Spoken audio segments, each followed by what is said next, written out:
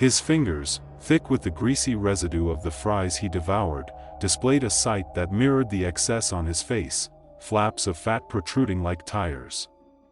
From behind the counter, my boss, Mr. Tamara, grumbled, "Stop staring, Roxanne. Who is this guy? Why does he eat like that?" He first showed up about 2 weeks ago, and since then, he's become a daily fixture, every single day, every single meal, eating McDonald's. I recently joined, and this was my first encounter with him. Most of the time, I pitch in around the kitchen. Well, it's not a proper job, working at McDonald's hardly qualifies. But I needed the money, and this was the first opportunity one found. How does he manage to consume so much? He records his eating escapades here and then heads home. I suspect he regurgitates the food once he's back. Later, he uploads these revolting videos on YouTube. EW. Who would willingly watch him eat? I don't know, maybe other psychos like him. Everyone around here refers to him as the hungry man. The following day, while Mr. Tomorrow took a break, I kept an eye on the counter. Writing a check, my pen slipped from my grasp. As I retrieved it, there he was again, the hungry man, fixing his gaze on me. Beads of sweat, mixed with the remnants of his indulgence, trickled down his forehead, highlighting the uneven beard that held bits and pieces of food like a grotesque ornament. What do you need, sir? Oh, whatever you have, 3 Grand Macs and 4 milkshakes please. 3 large fries, too.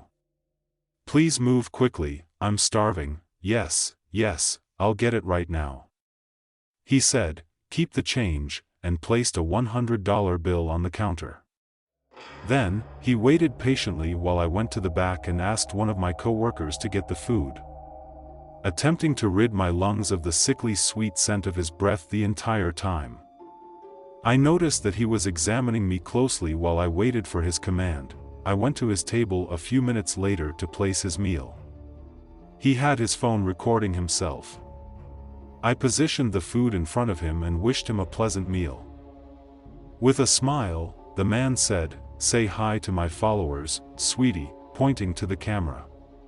"They will adore it." After framing me, he began to record me.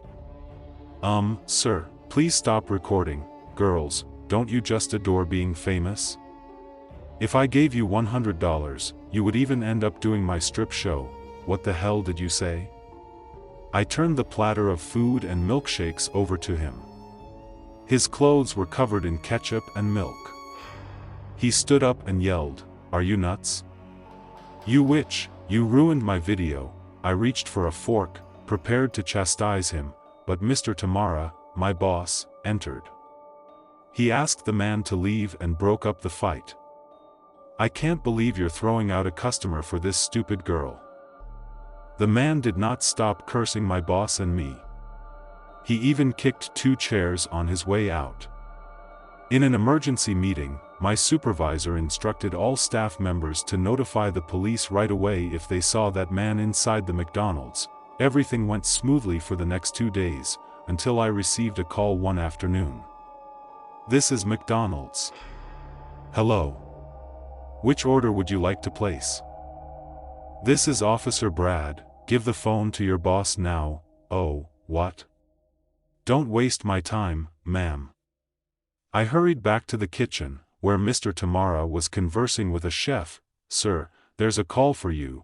It's some police officer." "Mr. Tamara, are you the owner of the place?" "Yeah, officer." "Has anything unfortunate occurred?" "We discovered circumstantial evidence against your employee, Roxanne. We believe she currently possesses the stolen item, and we need you to conduct a search." "What? What are you suggesting?" "Roxanne couldn't do this. I know her too well. If you don't cooperate with me, I'll have to consider you an accomplice in harboring a potential criminal. Conduct the search now." Mr. Tamara gazed at me with anxious eyes. He beckoned Betsy, a kitchen staff member, and instructed her to escort me to the ladies' room. "What's happening?" What did the cops inform you? They said they need to search you. They suspect you stole something and have it in your possession. I didn't steal anything, Mr. Tamara. The officers are mistaken. Someone might have filed a false complaint. I'm sorry, Roxanne, I have to follow his instructions. Tears streamed down my face as Betsy led me to the girls' washroom. I had to undress and use a black blanket for cover while they searched through my clothes and underwear. This is all a mistake, I swear I didn't steal anything.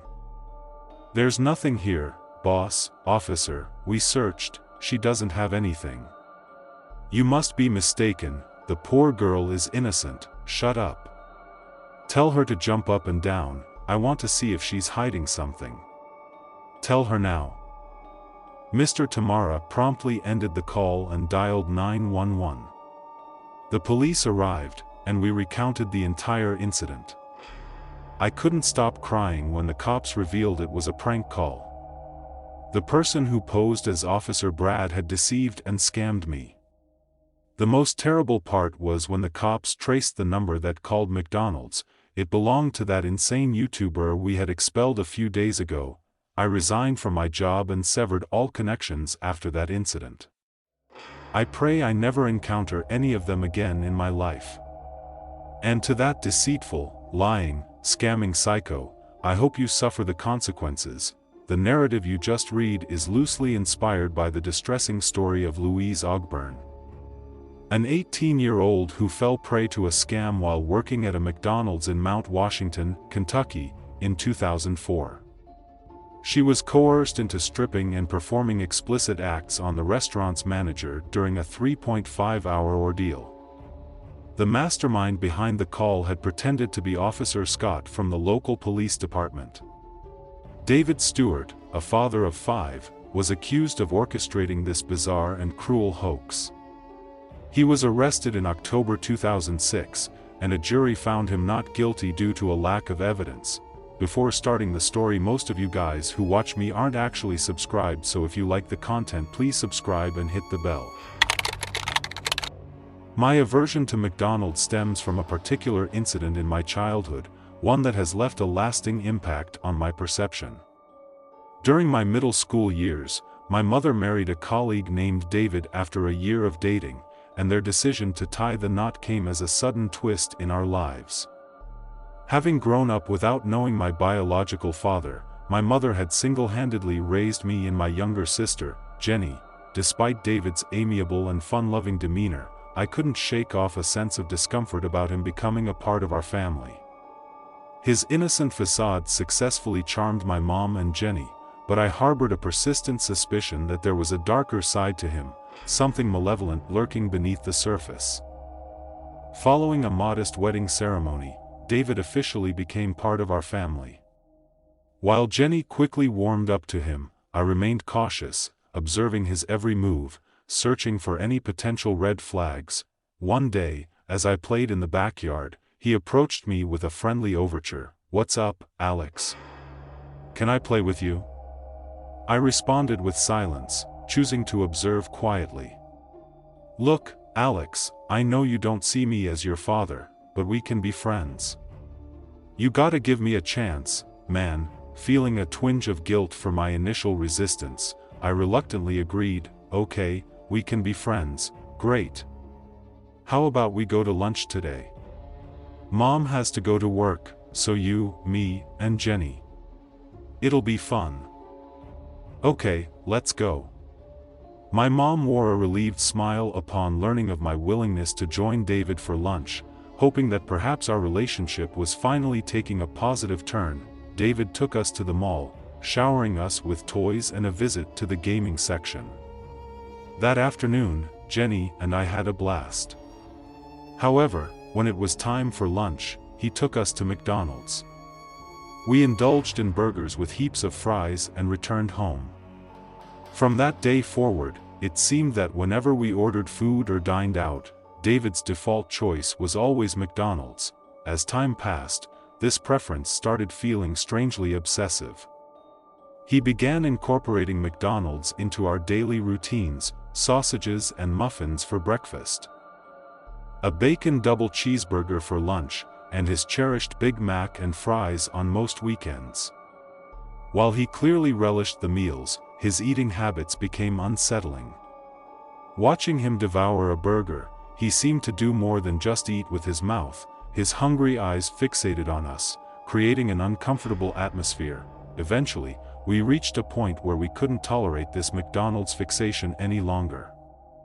The sight of a McDonald's burger became unbearable. Reluctantly, we started avoiding the fast food chain. However, David did not take our change in preference well. His demeanor shifted dramatically, as if we had betrayed him in some unfathomable way. One night, my mom suggested ordering food from a local Chinese restaurant, provoking an unexpected outburst from David. "But why not McDonald's? We all eat from McDonald's, David, we've had our fair share of McDonald's. The kids want to try something else now." "Yeah, right. Why don't you be honest with me?" "Honest about what?" "That they are sick and tired of their stepdad, and you all don't want to eat with me anymore. You all want to kick me out of this family, right?" In a fit of anger, he stormed out in his car, remaining unreachable for 2 days. Despite my mom's attempts to reach him, David stayed silent. When he returned on a Saturday evening, he appeared disheveled and wicked, as if sleep had eluded him for an extended period. Bringing McDonald's burgers and fries, he ate alone at the kitchen table, casting that same creepy stare upon us. We had dinner and retired to our rooms. David slept on the living room couch, and my mom, exhausted, postponed addressing his odd behavior until the morning. Jenny and I slept in the large bedroom beside the living room. The door creaked open at an indistinct hour, allowing a sliver of light from the hallway to reveal a figure standing near our door. In the dim light, I recognized the silhouette as Ronald McDonald. He silently approached Jenny's bed and, with startling strength, shook her violently, chanting, "I'm loving it." Terrified, my sister screamed, and I quickly turned on the lights. To my astonishment, the figure was David, dressed as Ronald McDonald, seemingly unperturbed by my presence. He continued shouting, "I'm loving it, let go of my sister, you freak." My mom rushed downstairs, alarmed by our screams. Standing in the doorway, she demanded, "What the hell are you doing?" He abruptly released my sister and sprinted towards the large glass window in our room. Shattering the glass, David fell onto the hard ground. Despite the ground floor, broken glass pierced his face, creating a bloody spectacle. Outside the window, he stared back at us.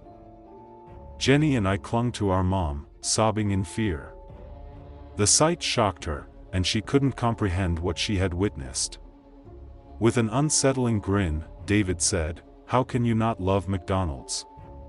"Because I am definitely loving it."